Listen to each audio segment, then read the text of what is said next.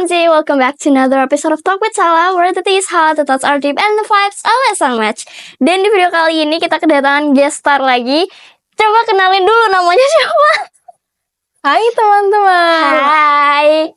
Iya, namanya siapa? Oke, nama aku Nesya. Nesya. Terus sekali. Iya, jadi sebenarnya kita itu udah kita nggak bakal ngasih tahu yang kemarin. Iya. Ya pokoknya intinya kenapa aku ngundang Nesya karena kita tuh adalah matching. Maksudnya kayak kita tuh matching banget gitu loh dan cocok buat ngebahas topik yang kalian bisa lihat sendiri topiknya apa di thumbnail dan di judul juga. Jadi ya kita langsung masuk aja ke pembahasan utamanya ya. Nesya, kamu udah siap? Sangat siap sekali. Karena aku jujur sangat kayak agak nggak percaya diri lagi. Jadi kayak tiba-tiba turun aja gitu rasa pedeku. Jangan. Oke. Aku mau tanya ke kamu, kan kita sekarang kamu tahu kan pembahasannya apa? Tahu dong Iya, pastinya. tahu banget ya. Karena kan ya namanya juga narasumber, masa nggak tahu sih topiknya? Iya. Jadi kalau misal aku mau tanya, kalau misal kamu dengar kata gagal pertama kali, apa sih yang ada di otak kamu? Gagal ya. Di otak aku tuh pasti munculnya kayak aduh malu. Sama. Iya kan? Ya kenapa malu? Ya karena kalau misalkan kita gagal, pastinya kan akan dinilai sama banyak orang ya. Pasti ntar orang-orang mikirnya kayak ih kasihan gagal, ih pasti salah ya, gitu. Ih pasti gak bisa ya. Kayak ih omongnya jahat banget ya. Iya bener. Dan sebenarnya kalau gagal gitu kan ada rasa malu kayak bener kayak takut dikata-katain sama orang gitu kan. Apalagi misal kamu tuh ada di fase lagi gagal gitu ya, terus habis itu teman deket kamu sendiri ngeliat kamu gagal, kayak rasanya tuh mungkin mereka tuh nggak mikir yang aneh-aneh kayak kok kamu gagal sih, nggak secara eksplisit menerangkan bahwa kok kamu gitu, kok kamu gagal. Tapi kan seenggaknya kita sebagai temen yang deket sama dia tuh ngerasa kayak malu aja gitu nggak sih? Terus kan Kamu gitu juga? Oke, pasti semua orang pernah mengalami hal seperti itu ya. Juga manusia hidup. Iya bener banget, namanya juga manusia. Dan kenapa kita mau ngebahas topik ini? Karena sebenarnya ini juga sering banget dialamin sama anak-anak zaman sekarang, apalagi Gen Z. Sekarang juga era digital ya kan, sosial media udah di mana-mana. Dan pasti ada plus minusnya dari era digital ini kan gitu. Jadi kalau semisal kamu ada di fase gagal, sebenarnya yang bikin kita nggak mau gagal itu bukan cuma karena malunya sih, tapi karena takut mental kita nggak siap. Takut mental kita tuh nggak siap ketika kita itu dihujat. Apalagi tahu nggak sih kayak sosial media zaman sekarang kan kayak wow banget ya, liar banget. Apalagi kolom komentar juga open buat semua orang, mau itu yang omongannya baik-baik atau yang omongannya jahat-jahat gitu kan. Oke.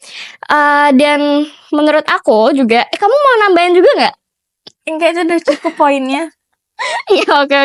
Kita lanjut aja ke next questionnya ya. Menurut kamu kenapa banyak orang Indonesia, apalagi yang takut banget buat mereka tuh nyoba-nyoba hal baru? Indonesia takut ya, anak Indonesia.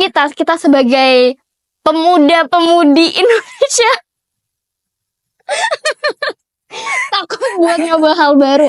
Itu tuh kenapa? Apakah kamu juga pernah kan pasti ya? Pastinya ya. Menurut Indonesia itu karena kan kita dididik sama orang tua dari kecil. Itu bakal cara didik mereka tuh bakal mempengaruhi mindset kita. Jadi anak itu bisa takut buat ngelakuin hal baru mungkin karena emang dari didikan orang tua sendiri itu yang bilang kayak nanti jangan salah pilih ya. Kalau misalkan kamu pilih itu nanti bisa jatuh loh. Jadi seakan itu akan membuat mindset anak itu untuk memilih pilihan yang lebih aman dibandingkan mereka tuh memilih suatu pilihan yang ada resikonya. Kayak gitu. Jadi anak itu bakal kayak yaudah pengennya instan aja. Iya bener. Ini opiniku juga sama. Ada dua hal yang bikin kenapa mereka itu, kita terkhususnya sebagai anak muda itu kayak takut banget buat intinya kayak keluar dari zona nyaman kita adalah karena yang pertama kita tuh nggak bakal tahu. Kita nggak bakal tahu ketika nanti kita keluar dari zona nyaman kita, apa yang akan terjadi selanjutnya itu kan kita nggak akan tahu kan ya. Terus yang kedua, ketika kita ada di fase gagal, tiba-tiba kita tuh ngerasa bahwa kita tuh gagal gitu ya. Untuk dapetin motivasi itu susah, ya kan? Dan jujur aku juga pernah kayak gitu, pasti kamu juga pernah kayak gitu, pasti banyak orang juga ngalamin kayak gitu. Ketika kita ada di fase gagal, untuk dapetin motivasi lagi itu nggak gampang gitu. Dan menurut Nesya sendiri, gimana cara Nesya untuk ngembaliin motivasi itu? Dan mungkin Nesya juga bisa nyeritain gitu ya, pengalaman-pengalaman kayak gimana sih yang bikin Nesya tuh ngerasa bahwa Nesya tuh gagal, terus mau gak mau Nesya harus bangkit lagi, harus numbuhin motivasi lagi gitu. Pertanyaannya menarik banget sih. Nih ya, sedikit cerita. Oke. Nesya kan waktu SMP itu masuk ekskul drum band. Dan itu pastinya itu kayak suatu hal baru buat Nesya. Aku gak expect. Iya kan, aku juga. Kamu maksudnya kayak drum band bagian apa? Bagian yang mukul? Nah, itu ada guru Nesya kayak bilang, Nesya kan awalnya takut bangetnya karena emang gak punya pengalaman banget. Kayak gak bisa apa-apa di bagian drum band semua itu kan. Waktu apa? TK, SD? SMP. Oh, SMP, iya. Nah, terus guru Nesya tuh bilang, ayo ikut, nanti kamu bisa jadi mayoret loh, tapi emang harus bertahap. Mayoret kan? Itu yang gimana ya? Mayoret itu yang megang tongkatnya yang kayak mimpi. Oh, iya yang pakai hak tinggi itu kan? Iya. Nah, terus di situ Nesya kan kayak takut banget ya buat mulai karena emang gak punya pengalaman. Nah, terus guru Nesya tuh kayak tetap ngedampingin, kayak ngasih motivasi buat Nesya kayak, nanti kalau kamu jadi mayoret, pasti nanti bundamu bangga. Terus kayak nanti itu kan bisa jadi hal baru buat Nesya, kayak nanti banyak orang-orang yang senang gitu. Terus Nesya tetap takut ya karena kayak gak gampang dong yang buat mulai itu. Bener-bener. Dan akhirnya Nesya kayak coba merenung, kayak bener gak ya apa katanya guru ini gitu, apa bener Nesya akan didampingin terus kayak gitu. Terus setelah Nesya kayak merenung, mikir-mikir kayak yaudahlah gak apa, coba aja gitu. Pas dari situ Nesya udah mulai coba, dan ada di mana tuh ada satu momen tuh Nesya tuh bener-bener kayak ngerasa gagal banget. Karena sesusah itu buat memainkan peran kayak gitu. Perannya itu awal-awal kayak kita nyobain dari bass, terus kayak yang main piano gitu, tapi emang ting-ting-ting gitu, tau gak? Piano kayak angklung gitu mas, tapi iya, bentukannya kayak piano. Aku lupa namanya apa. Itu. Nah, dari situ Nesya kayak aduh gak bisa nih, kayak udah emang gagal banget nih, saya kan gak bisa nih ya, kayak emang gak punya kemampuan kan. Oh berarti mikirnya sampai mikirnya itu karena Nesya itu gak punya kemampuan, jadi Nesya ngerasa gak percaya diri gitu kan. Terus kayak udah gak mau lanjutin gitu. Ya itu akhirnya tutuplah, ternyata ibu ini sangat membantu banget buat Nesya. Jadi dia ngasih motivasi buat Nesya, kayak Nesya tuh emang sering-sering ngechat beliau gitu. Karena kalau Nesya kayak gini, dan responnya beliau tuh sangat baik, kayak ngasih motivasi terus ngasih kayak arahan gitu loh, kayak kalau kamu kayak gini, nanti tuh kayak gini, bener-bener diarahin. Akhirnya dari situ Nesya kayak udah mulai percaya diri, kayak oke, tetap lanjut deh. Emang ada posisi di mana Nesya nggak bisa, tapi kalau misalkan Nesya terus coba pasti bisa. Dan akhirnya Nesya terpilih menjadi mayoret. Oh jadi itu ada proses seleksinya? Iya. Nesya kayak terpilih deh. Jadi gitu, emang dukungan support system sangat berpengaruh banget buat motivasi gitu. Dan tentunya ya emang kita belum bisa menerima motivasi itu sendiri kayak saat itu juga. Emang tuh semua butuh proses. Jadi kayak kalau kalian banyak mikir, kayak emang perlu banget sih mikir-mikir itu. Gak harus saat itu juga kalian bisa membangun, kayak harus bisa itu enggak. That's right. Jadi word of affirmation itu penting sekali ya sepertinya. Kalau kamu kan dapat motivasi itu kata-kata dari orang yang terdekat ya kan, dari guru, keluarga apalagi kan pasti nge-support banget kan. Tapi kalau semisal kamu nggak dapat dukungan gitu, misal kamu nggak dikasih support system dari keluarga dulu lah paling dekat, kamu ada kepikiran masih tetap mau lanjut gak? Enggak. Oke. Kamu nggak ada niatan kayak mau menumbuhkan motivasi diri sendiri, maksudnya kayak secara internal ya, maksudnya kayak kamu ngasih kata-kata positif ke diri kamu sendiri. Menurut kamu ngasih kata-kata positif ke diri kamu sendiri ngaruh nggak? Itu ngaruh banget. Ngaruh banget. Tapi kenapa kamu waktu itu nggak ngelakuin itu? Karena emang saat itu masa-masa SMP ku saat itu emang kayak udah nggak pernah nyoba itu, terus kayak itu emang hal baru buat aku. Jadi itu kayak, dan juga karena lingkungan pada saat itu emang nggak nyaman buat Nisha. Jadinya kayak kayaknya nggak bisa nih emang dilanjutin. Soalnya emang ya ada lingkungannya di sana tuh kayak gitu. Yes. Jadi emang nggak terpikirkan saat itu juga. Tapi kalau menurut Nesha nih, kan nggak semua anak-anak pastinya bakal dapat support system. Dan gimana cara mereka untuk terus bisa sustain, bisa lanjut menjalankan apa yang mereka mau, meski lingkungan sekitar mereka tuh bilang kamu nggak cocok jadi itu, kamu jangan jadi ini, atau kayak kamu berhenti deh, nggak usah ngelakuin ini deh. Aduh, sakit banget ya. Karena pasti ada dong yang kayak gitu, pasti ada. Menurut saya, kalau Nisha ya di posisi kayak gitu, mungkin akan merenung sendiri, mendiamkan diri, merenung. Ya emang omongan itu pasti akan teringat-ingat terus kan ya di pasti kepala. nyelkit banget ya. Iya banget. Jadi kita harus tetap renung, tetap diam. Kayak gimana caranya biar kita tenang dulu.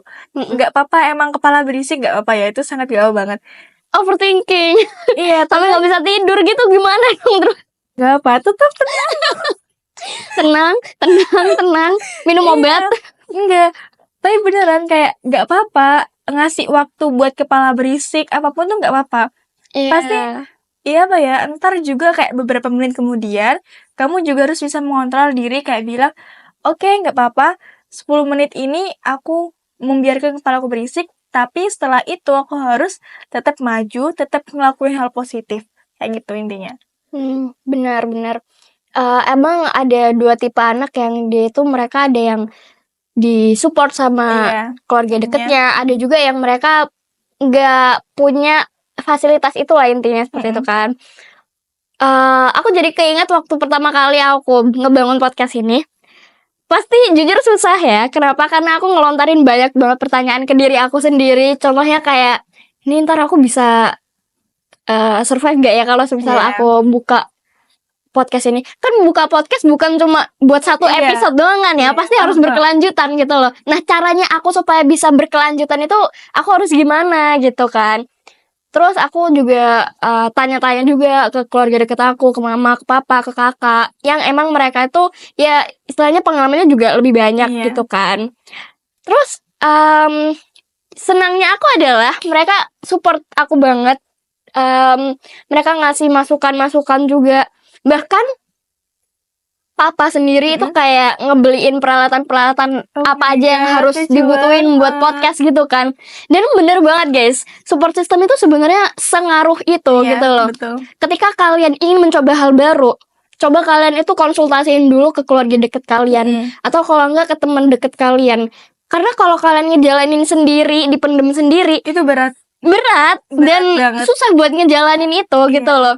Karena ngejalanin sendiri tanpa bantuan orang lain, ya kita bukan makhluk individu ya. Betul. Kita makhluk sosial. Benar sekali guys. Jadi kita tuh tetap butuh dukungan, tetap butuh bantuan gitu loh. Nah, dan sebenarnya itu juga masuk di poin dimana cara kita dididik sama orang tua itu tuh sengaruh itu gitu kan. Dan menurut Nesha sendiri, seberapa besar maksudnya kan ya pokoknya seberapa besar pengaruh didikan orang tua dan guru-guru sorry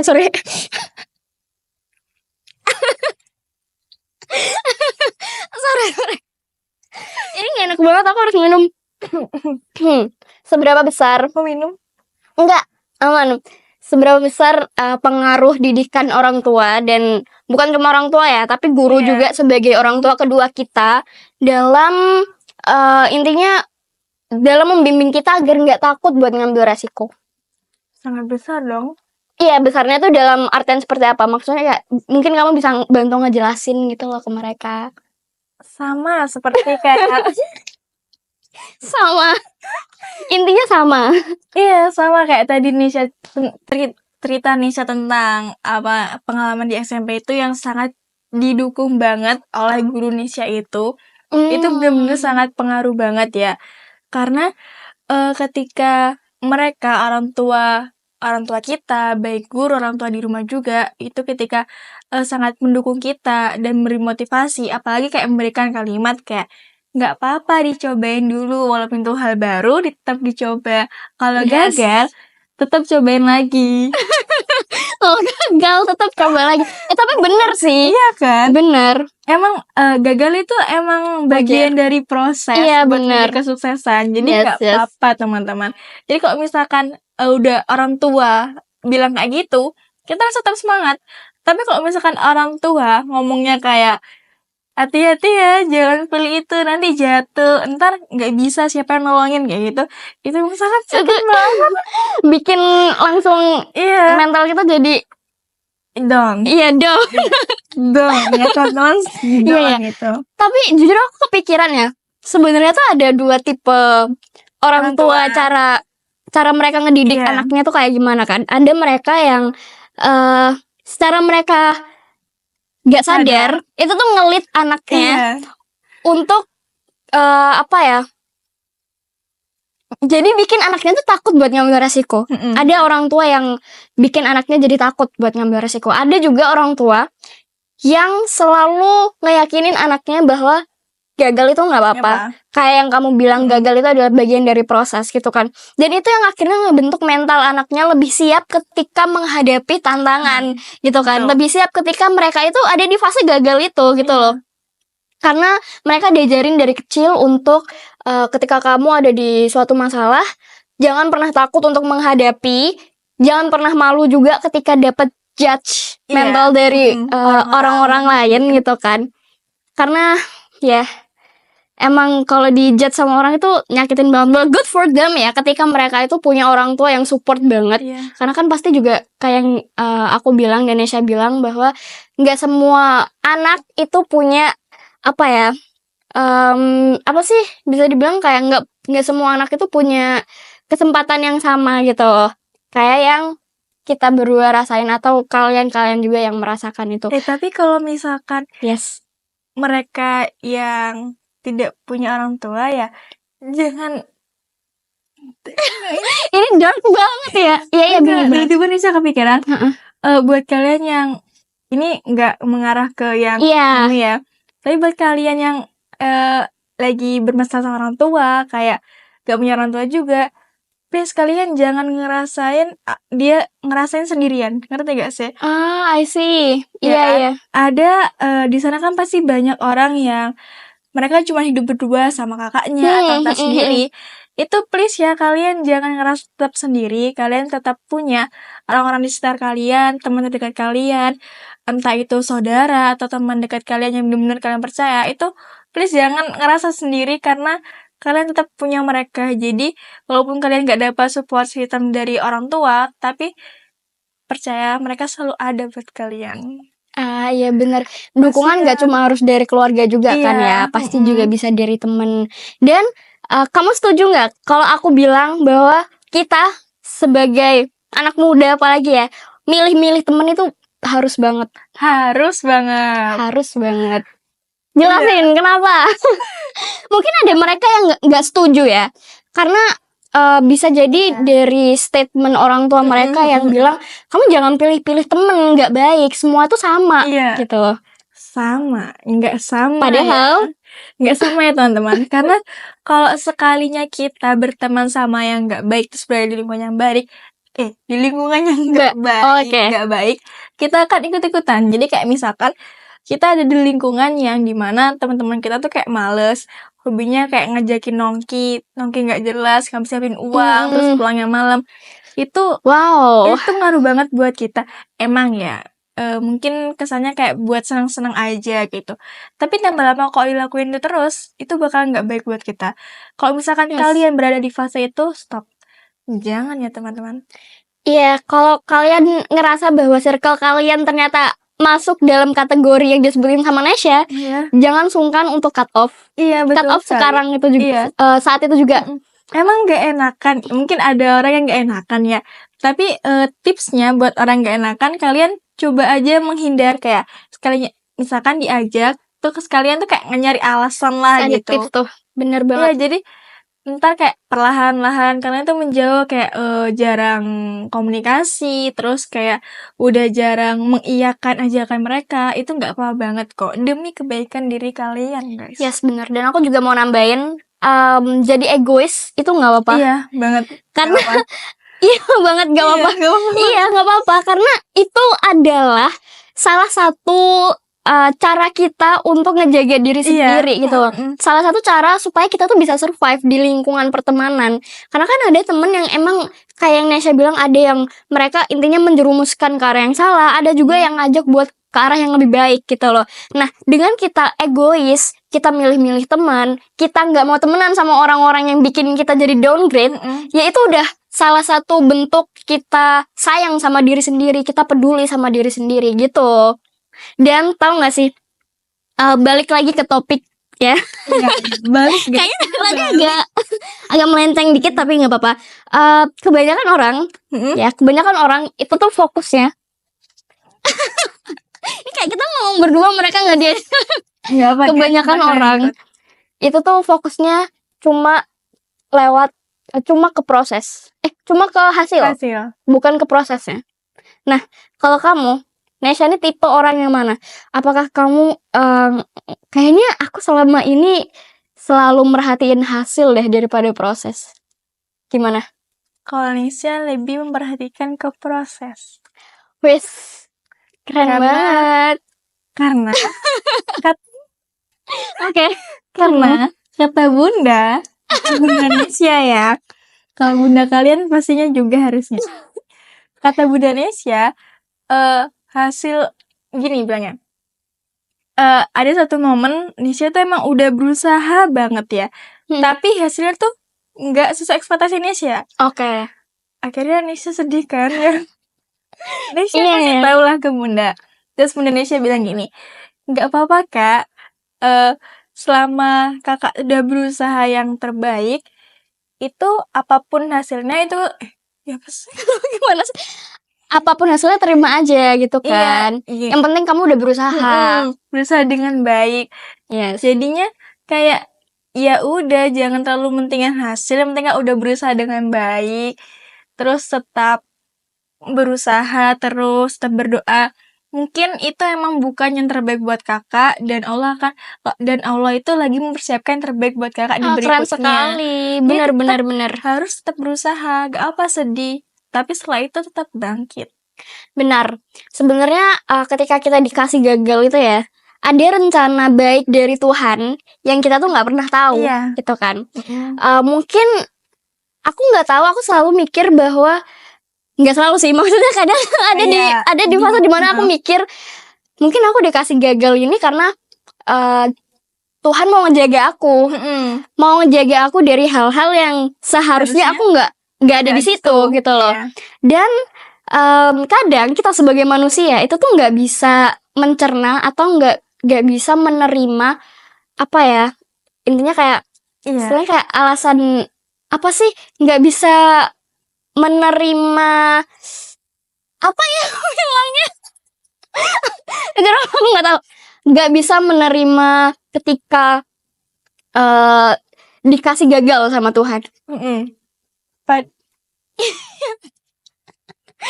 Kita tuh jadi kayak nggak terima gitu loh ketika kita gagal. Iya terusin. Ya benar, jadi gitu teman-teman. Kita tuh, aku muter-muter banget sih ngomongnya. Iya, jadi aku ulangi lagi ya. Kita tuh nggak bisa nerima ketika Tuhan itu ngasih kita suatu kegagalan. Iya, soalnya itu hal yang pengen banget kita sampaikan kayak pengen buat kita, ngerti gak sih? Iya benar. Padahal kita tuh pengen banget, misal kalian itu pengen dapet barang A gitu. Tapi ternyata kalian nggak dapet itu. Nggak dapet itu, malah dapet hal lain yang kalian itu nggak pikir sangka-sangka. nggak sangka dan kalian sebenarnya nggak begitu suka akan barang itu gitu loh. Tapi bisa jadi itu adalah hal yang udah direncanain sama Tuhan. Kenapa kalian dikasih itu dan kenapa kalian harus dapat itu dibandingkan barang A gitu kan. Dan ya balik lagi kenapa kebanyakan orang juga lebih mentingin hasil daripada proses itu karena mereka takut banget pastikan dijudge sama orang-orang. Jadi mereka bakal ngehalalin segala cara untuk mendapatkan hasil yang baik itu. Yes, benar sekali, untuk mendapatkan hasil yang baik gitu. Kalau nggak ntar diketawain. Contohnya aja gini. Ini contoh simpelnya ya. Ketika kalian itu kalian seorang pelajar gitu kan. Terus kalian disuruh ngerjain apa sih kayak tugas dari guru di papan tulis di depan teman-teman kalian. Gitu kan. Terus ternyata jawaban kalian salah. Nah, mau nggak mau kan pasti kayak dapet ketawaan dari teman-teman, diajak gitu kan.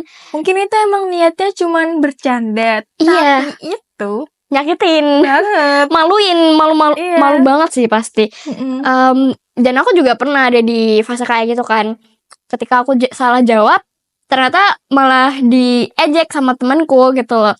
Dan itu pasti kayak nyakitin banget. Dan ada juga di satu momen orang tuaku itu selalu bilang ke aku waktu aku SD kelas 1, mereka bilang kalau kamu nanti juara 1, nanti kamu dapet sepeda lipat ya. Kamu tahu kan sepeda lipat itu kan lagi ngetren banget kan waktu itu. Jadi aku bilang ke mama ke papa, oke, aku bakal coba buat kejar juara 1. Terus nyaingin temenku yang emang sebelumnya juara 1 kan ya. Aku mau nggak mau kan harus saingan kan sama mereka. Intinya supaya aku bisa dapat sepeda lipat gitu. Supaya aku juga bisa cepet-cepet belajar sepeda gitu kan. Terus akhirnya aku dapat di hari dimana rapot itu dikeluarkan, aku dapat juara 1 guys. Mama aku bangga banget. Tapi tahu nggak? Kenapa itu? Kagetnya karir banget. Itu adalah hasil yang aku dapetin ketika aku nggak jujur. Wow. Sangat kejam. Nah, itu adalah salah satu contoh ketika orang akan menghalalkan segala cara untuk mendapatkan hasil yang mereka inginkan gitu. Ya, itu sangat tidak baik ya. Iya, jangan dicontoh ya teman-teman. Tetap lakuin apapun yang kalian bisa. Kalau misalkan hasilnya emang gak sesuai, yaudah it's okay. Tapi kamu pernah nyontek gak? Ya pernah. Oke. Apalagi kan sekarang di era digital kan ChatGPT udah ada ya. Terus habis itu kamu tahu nggak yang masalah kemarin yang UTBK? Aku tiba-tiba kepikiran temanku meragain. Ada salah satu peserta UTBK yang mereka itu nyontek pakai behel. Jadi ada kamera di behelnya kan. Aku nggak expect, masa kayak dia ngiri. Makanya itu, apa mereka selalu kerjanya gitu? Apa nggak garing? Bayangin aja pas lagi AC-nya hidup udah dingin-dingin, terus mereka itu lucu banget. efek banget kayak parah. Gila ya ampun. Iya. Jadi apalagi tantangan di era sekarang itu adalah HP kita sendiri, teknologi kita sendiri. Udah ada ChatGPT yang udah siap ngebantu kita nyelesain tugas-tugas kita. Kita nggak perlu mikir lagi gitu kan. Tapi kita mikir loh. Mikirnya dalam artian gimana? Mengetik ke ChatGPT-nya. Oh, kan mikir. Iya. Nulis naskahnya gimana ya? Iya. Harus effort ya. Iya, soalnya kalau nggak mikir kan, kamu harus apa ini? Iya sih, benar sih ya. Cuma kan maksudnya dalam mengembangkan skill berpikir kritis kita kan, dalam suatu materi yang lagi dipelajarin itu kan kurang kan. Makanya kenapa orang Indonesia sekarang dalam berpikir kritisnya juga kurang gitu loh. Karena ya teknologi dipakai asal-asalan. Yep. Oke. Jadi back ke tadi apa sih cerita orang tua kan. Terus akhirnya aku maksudnya abis itu kan aku ngalamin segala cara tuh. Nah itu tuh yang hasil akhirnya bukan yang itu. Apa sih? Bukan. Yang aduh apa sih? Ini loh, yang guru. Yang guru maksudnya yang kamu diejek sama teman-teman kelas kamu karena kamu salah jawab di papan tulis. Dan itu akhirnya ngebentuk mindset bahwa mending gak usah maju daripada diketawa-ketawain kan, daripada dimalu-maluin di depan kelas gitu loh. Dan kamu pernah nggak ada di fase dimana kamu dimalu-maluin gitu sama temen? Aku penasaran nih, aku paling penasaran nih, pernah nggak dimalu-maluin sama teman sendiri? Pernah, aku pernah dibully. Sumpah, iya, nggak expect. Kamu nggak pernah cerita loh, gimana? Sumpah kamu nggak pernah cerita. Ini ceritanya ke kamu apa ke kalian? Oh iya, ke semua. Apa itu terlalu personal atau gimana? Enggak sih. Soalnya itu emang waktu SD.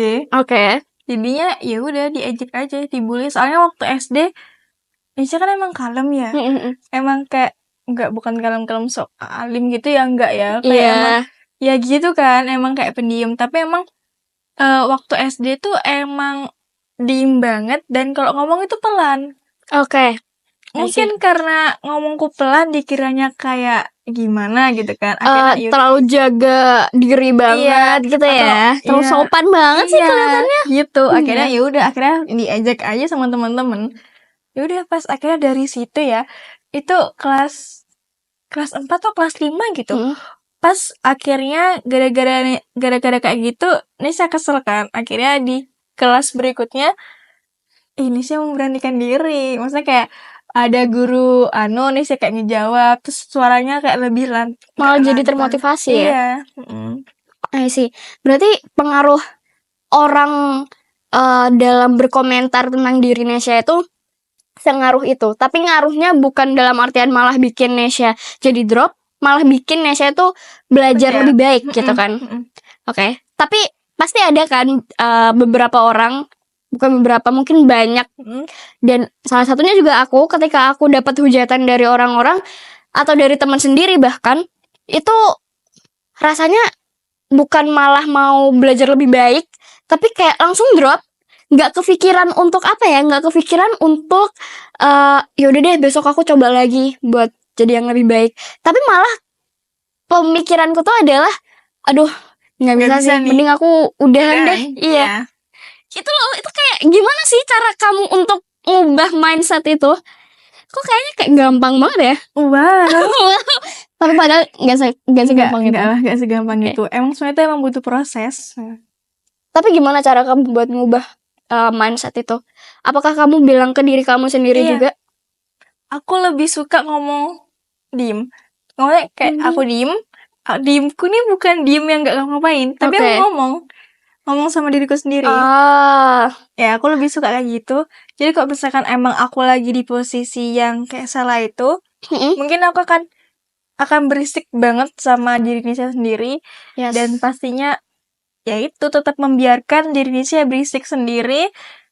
Terus akhirnya tetap kembali lagi ke prinsip kayak kalau misalkan kamu terus-terusan kayak gini, pasti akan tetap ada di zona itu. Mau nggak mau kamu harus keluar karena emang hidup ini kan terus berjalan, waktunya terus berjalan. Kalau misalkan kita terus-terusan berada di zona yang kayak gitu, kamu nggak akan bisa nyobain hal-hal banyak di luar sana. Benar. Karena emang dunia itu luas, kehidupan kita tuh masih panjang, waktunya tuh masih banyak. Kayak kalau misalkan kamu stuck di situ, kapan lagi kamu mencoba buat hal baru? Di luar sana tuh banyak banget yang bisa kalian explore, guys. Gila, keren banget kata-katanya. Padahal udah jam berapa sekarang? 7:30. Iya. Dan ada satu pertanyaan yang mau aku lontarin juga, mumpung lagi inget ya. Kan pasti Nesya tuh banyak banget dikasih apa sih kayak ekspektasi dari orang tua kan, apalagi orang tua lah ini. Pernah nggak ngerasa tertekan atau kayak ngerasa bahwa ekspektasi orang tua, semua ekspektasi orang tua itu malah ngebuat Nesya tertekan? Pernah di satu momen bikin tertekan.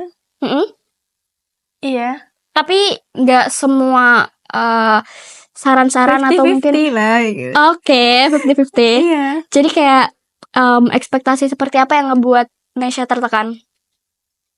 Ini waktu waktu pemilihan SMA kelas 11 itu kan IPA, IPS, IPAS. Dan pastinya kebanyakan orang tua berekspektasi kepada anaknya kalau dia akan masuk IPA. Pasti itu udah kelihatan banget ya. Asian parent gitu sih. Suruh anaknya jadi dokter atau enggak perawat. Udah. Iya, soalnya emang menurut mereka IPA itu kayak jangkauan ke masa depannya luas. Benar, prospek kerjanya lebih banyak. Bisa kemana aja gitu. Benar. Ya itu ekspektasi yang bikin Nisha kayak aduh gimana ya. Soalnya emang karena emang waktu kelas 10 Nisha yang menjalani IPA tuh bener-bener gak bisa banget. Kayak emang apa ya, emang gak bisa, Nisha gak suka gitu kan. Bukan gak suka, gak nyantol lah kayak gitu. Oke. Itu sangat tertekan banget buat Nisha. Akhirnya sempat kayak berdebat, terus kayak malah bikin Nisha jadi gak enak kan buat gak memenuhi ekspektasi mereka. Tapi akhirnya tambah lama kayak Nisha mencari tahu sendiri, kayak meyakinkan ke mereka kayak kalau IPS tuh gak senakal itu, gak sepemikiran mereka gitu. Dan saat itu juga Nisha akhirnya mencari tahu kak IPS tuh kayak gimana, mata pelajarannya kayak apa, terus kayak kalau kuliah nih bisa masuk kemana.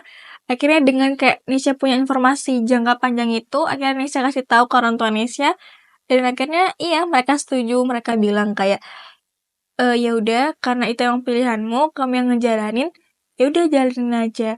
Kalau misalkan ada apa-apa, ya itu emang pilihanmu, kamu harus bisa mengambil itu resiko, ngerti gak sih? Oke, iya benar. Pokok apa ya, orang tua tuh nggak ada beberapa orang tua yang juga memang ngebebasin anaknya untuk memilih gitu kan. Tapi tetap anaknya diajarin ketika kamu milih ini, kamu harus tahu ya resikonya apa gitu kan. Ya sih, sama orang tua aku juga kayak gitu ya. Kan, jadi nggak terlalu strict banget maksudnya. Yang penting adalah kamu tahu nanti apa aja yang bakal terjadi ketika kamu ngambil pilihan itu gitu loh. Dan benar sekali seperti yang dikatakan Nisha bahwa ekspektasi orang tua tuh juga kadang sangat membebankan ya bagi anaknya. Aku juga seperti itu jujur. Bahkan dulu aku kayak semua saran-saran dari orang tua aku tuh kayak aku buang gitu aja. Karena semua saran-saran mereka tuh membebani aku gitu loh. Soalnya yang ngejalanin saat itu kita, bukan mereka. Iya, benar. Jadi mereka kan nggak tahu ya gimana rasanya jadi kita saat ngejalanin itu. Dan cara mereka menyampaikan sarannya itu juga kesannya kayak bikin kita tertekan gitu loh. Ngerti? Iya. Ini kayaknya kita emang jodoh banget ya. Aduh, ngeri banget ya jodoh. Iya, oke, sorry. Oke. Iya, benar. Jadi kesannya, tapi kalau misalnya nggak dilakuin nih ya, malah jadinya kayak jatuhnya tuh kayak ngecewain orang tua nggak sih? Kamu lebih takut, tapi kamu lebih takut ngecewain mereka sebagai orang tua, atau kamu takut ngecewain diri kamu sendiri? Orang tua lah. Ngecewain orang tua. Oke, ini anak berbakti banget ya. Masya Allah. Iya. Tapi kamu nggak kepikiran gitu kalau semisal diri kamu kecewa, kan kamu juga akhirnya apa ya, nggak bisa memaafkan diri kamu sendiri gitu loh. Sampai saat ini malah lebih mikirin mereka sih. Kayaknya kita emang people pleaser banget ya. Kamu lebih mengesampingkan rasa sedih kamu gitu ya. Yang penting adalah orang lain seneng dulu. Betul. Aduh. Oke. Tapi itu juga, tahu nggak sih, itu pemikiran yang salah juga tahu. Iya, aku tahu. Tapi tetap jadi guys, sebenarnya ada kalanya kita itu bisa nolak saran atau nggak harus perfect memenuhi ekspektasi orang lain, itu nggak apa-apa. Yang penting adalah kalian tahu batasan kalian sampai mana, kalian tahu potensi diri kalian itu sampai mana. Jangan sampai kalian tahu nih potensi kalian itu cuma di A, tapi karena ingin memenuhi ekspektasi dari orang tua atau dari teman-teman kalian, akhirnya kalian melampaui batasan itu, kalian melampaui potensi yang seharusnya kalian itu udah punya. Iya. Dan akhirnya ngebuat kalian capek sendiri, overwhelming, dan akhirnya ngecewain diri sendiri pastinya. Dan ujung-ujungnya juga bikin kalian gak bisa maafin diri sendiri. Kenapa? Karena kalian malah ngerasa bahwa ekspektasi yang udah kalian penuhin buat orang lain itu tuh gak perfect gitu loh hasilnya. Gak sempurna gitu loh. Jadi balik lagi ke awal, egois sedikit itu gak apa-apa gitu.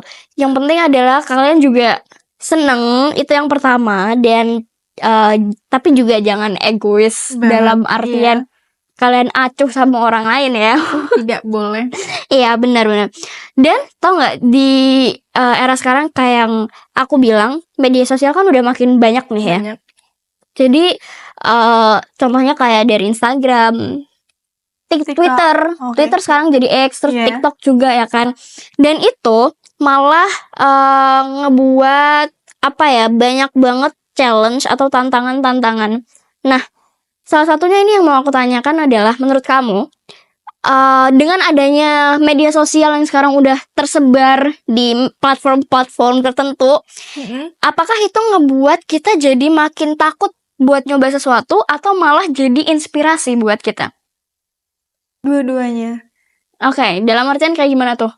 Kalau untuk sisi menginspirasi tuh pastinya ya, karena emang media sosial kan jangkauannya sangat luas. Jadi kayak kita mau mencari apapun itu bisa kita jangkau, terus itu akan buat kita motivasi. Kayak misalkan kita lagi pengen buka bisnis ini karena itu termotivasi dari salah satu orang pembisnis yang emang sukses dari konten-kontennya, jadi role model gitu ya. Iya, itu membuat kita terinspirasi buat mulai mencobanya juga. Tapi satu sisi juga akan jadi bumerang karena itu karena terlalu jangkauannya luas banget, itu juga jadi bumerang. Kayak bisa jadi itu malah bikin kita iri, kayak maksudnya bener banget, ngebandingin diri sendiri sama mereka. Kayak itu bisnisnya udah jalan, sedangkan kita baru mulai kok nggak ada pembeli, kayak gitu. Itu malah bikin kita down. Padahal mereka juga nggak tahu kan ya, dibalik itu semua konten-konten mereka, apa yang mereka alamin itu mereka nggak tahu. Mereka nggak tahu jatuhnya, nggak tahu sakitnya gimana, nggak tahu waktu mereka nangisnya. Karena nggak mungkin kan seorang konten kreator ngupload video-video apa sih jatuh bangunnya mereka dalam mereka berkarir gitu. Benar banget. Jadi emang nggak bisa diambil mentah-mentah ya ketika kita itu punya role model. Apalagi bener kayak yang Nesha bilang, kita nggak bisa kayak langsung ngebandingin kita yang ada di level 0 dengan mereka sebagai role model yang udah ada di level 10 misalnya. Dan kita langsung ngebandingin hasil mereka. Ya gak make sense sih. Gak make sense banget lah. Maksudnya kayak kalian masih ada di level 0 ngebandingin hasil sama yang levelnya di level 10. Kayak Oke. Jadi ada lagi pertanyaan yang pengen aku lontarin. Hal apa yang akhirnya bikin kamu tuh berani buat nyoba sesuatu yang baru? Berani. Buku berani.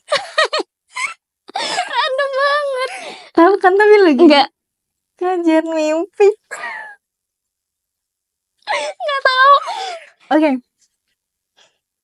Iya. Hal apa ya? Apa ya?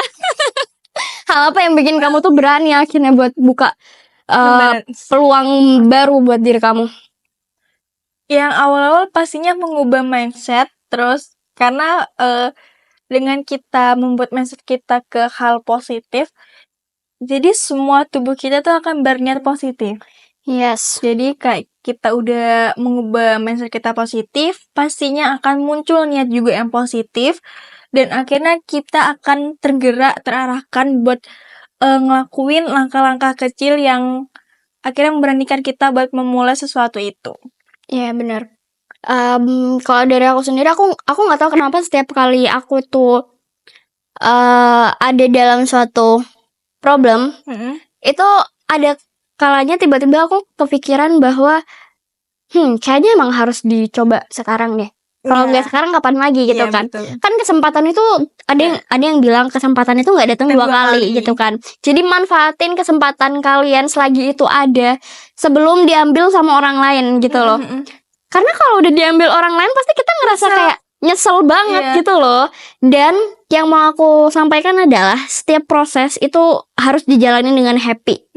Karena sebenarnya proses itu adalah bagian dari cara kita untuk nge-influence orang, cara kita akhirnya bisa dikenal sama orang ya lewat proses itu gitu loh.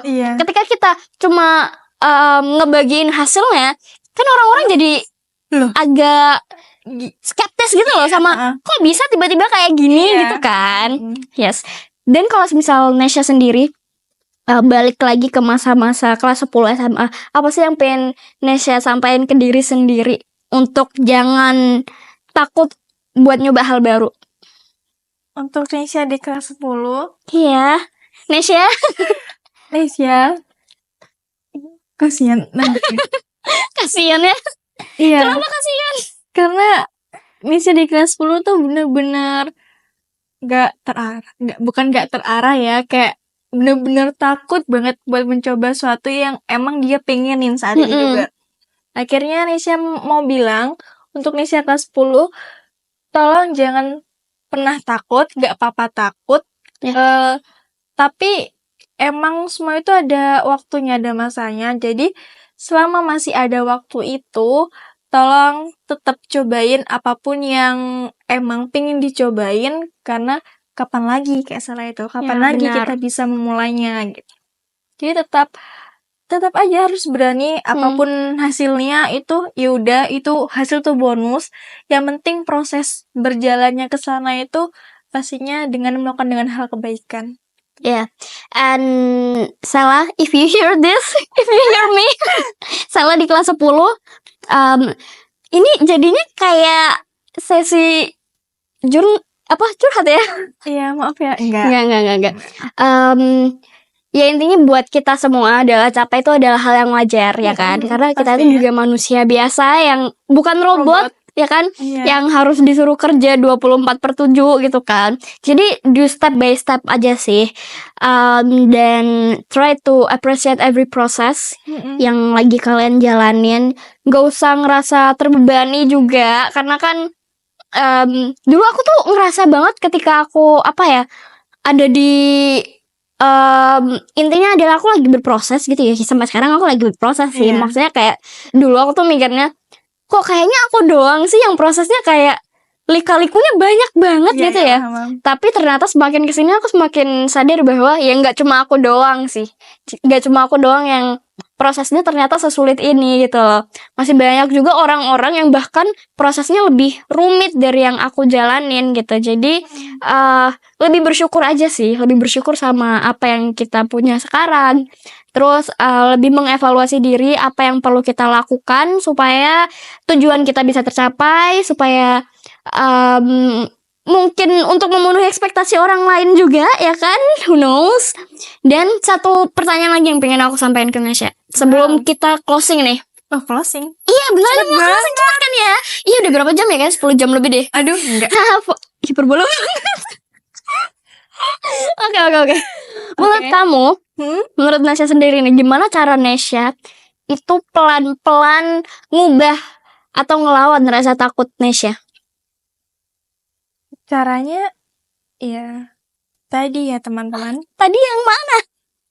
Balik lagi, mindset itu sangat penting ya. Oke. Karena menurut Nesya, kita nih hidup dalam di pikiran kita. Soalnya sebelum kita mulai ngelakuin itu pasti kita udah berpikiran banget kan ya. Kemana-mana pasti pikirannya itu. Jadi balik lagi, kita harus bisa mengontrol pikiran kita itu tetap ke jalannya, tetap ke hal positifnya. Karena harus perlu diingat, kita hanya manusia yang bisa ngelakuin sesuatu dengan baik yang emang kita masih bisa kontrol. Di luar itu yang emang nggak bisa kita kontrol itu emang udah itu emang kehendak Tuhan. Jadi tetap kayak mengambil hikmahnya. Jadi tetap awal kita harus bisa mengatur mindset kita, mengontrol diri kita dengan baik, lalu tetap lakuin, jalanin, jangan cuma dipikir-pikir doang nggak dilakuin. Itu bener banget ya. Kayak gabut banget orang. Kerjaan orang gabut. Soalnya emang ada orang itu kayak aduh bentaran dulu deh, aku masih mikir-mikir kayak nyari inspirasi, akhirnya Suka terlarut nunda-nunda gitu tuh. loh. Iya. Ya kan, jadi tuh nggak baik, menunda waktu tuh sangat tidak baik. Itu tetap lakuin, jalanin. Jadi setelah kalian berpikir udah kayak udah tahu nih apa yang harus kalian lakuin, tetap harus ngelakuin satu hal-hal kecil, karena hal kecil itu tetap bagian dari proses. Takut bener. itu gagal itu emang pasti ada. Takut itu juga pasti kita alamin karena emang kita manusia. Tapi itu juga baik lagi gimana caranya kita mengontrol rasa takut itu. Karena kita cuma manusia yang bisa mengontrol. Jadi tetap lakuin apapun yang kalian bisa lakuin. Selebihnya itu emang kita harus bisa mengambil hikmahnya. Iya, jadi bener sih kata Nesha ya, ada hal-hal yang emang gak bisa kita kontrol. Iya. Jadi lebih fokus aja sama hal yang ada di depan mata dan bisa kita kontrol gitu loh. Kalau dari aku sendiri, untuk menumbuhkan rasa motivasi itu ya, untuk akhirnya aku tuh ngelawan rasa takut aku adalah coba nulis ide, nulis hal-hal kecil yang paling aku bisa gitu loh. Misal contohnya aku bangun podcast gitu kan. Terus habis itu aku kayak gak usah mikirnya terlalu jauh sampai nanti pakai kamera apa, nanti abis itu peralatannya apa aja. Tapi cukup dengan tuangin satu ide di buku. Kayak contohnya nanti apa aja yang harus aku mulai dulu, step by stepnya apa. Misal contohnya aku buat naskahnya dulu mungkin, terus habis itu aku nentuin narasumber, baru aku gimana cara aku ngundang narasumber itu dengan kata-kata yang sopan juga, dan akhirnya bisa take video gitu kan, seperti sekarang ini, seperti aku ngundang Nesha gitu. Jadi ketika kamu ngerasa takut untuk ngelawan ngelawan hal-hal, ngelawan rasa takut untuk mulai hal baru. Jangan terlalu mikirin hal-hal yang besar dulu gitu loh. Pikirin hal kecil aja, kayak kalian riset dulu, mungkin kalian cari referensi dulu di YouTube, kan banyak ya sekarang di YouTube. Terus habis itu nuangin ide, dan pastinya konsultasi sama orang tua, sama teman, karena support system itu penting banget, ya kan? Setuju nggak? Agree nggak? Setuju banget. Okay, Nesha, thank you so much for coming in this. Oh my god, thank you so much ya udah datang. Kamu nervous gak? Awalnya sih iya, tapi tambah lama enggak kok. Jadinya kayak cepat banget ya guys. Iya, bagus. Sekali lagi ya, terima kasih. Aku jujur sangat-sangat terbantu, karena jujur aku sebelum bikin episode yang ini aku OVT banget ya, karena nggak jadi. Iya. Karena mikirin narasumbernya siapa, kan harus yang cocok gitu kan. Dan oh iya, ada Nesha nih, yaudahlah langsung undang. Beneran datang loh. Dia support, dia salah satu orang temen yang support banget. Jadi jangan pernah menyanyiakan temen yang bener-bener udah ngebantu kalian. Jangan dibuang, ya kan? Bener banget. Sekali. And thank you so much guys for watching this episode. I hope you enjoy it. Dan jangan lupa untuk like, comment, share, dan subscribe. Bye-bye. Bye.